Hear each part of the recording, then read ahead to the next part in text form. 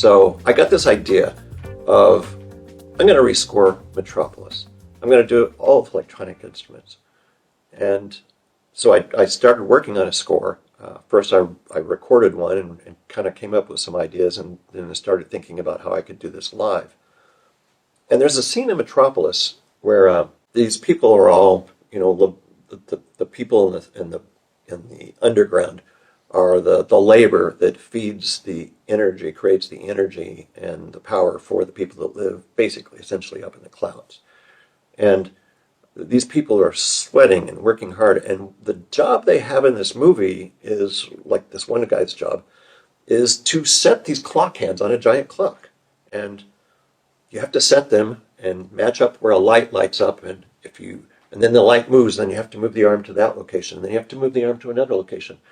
And I started thinking, wow, wouldn't it be cool if doing this movement somehow changed the sound of things?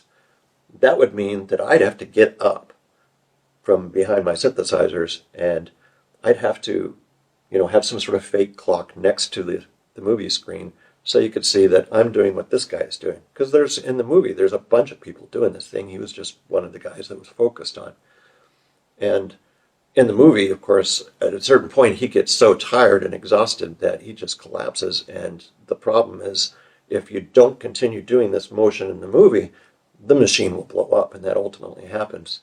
So I wanted to do something electronically where I'm moving these clock hands around, and I thought, well, I could attach, wiring and a potentiometer to the arms of the thing, and I could figure out a way to route that to the synthesizer. But I was also reading about wireless controllers at the time, and Imogen Heap is a perfect example. She's got this hand controller where she can just do things with her hand, and it's changing sound. I thought, that's brilliant. And I started looking around for tools that could do that. And there's a company called Genki.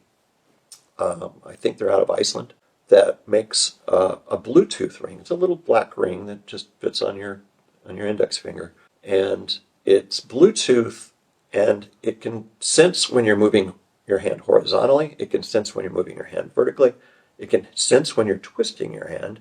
And if you go like this, it can be used to create a vibrato, just like a violin player would do this with their finger.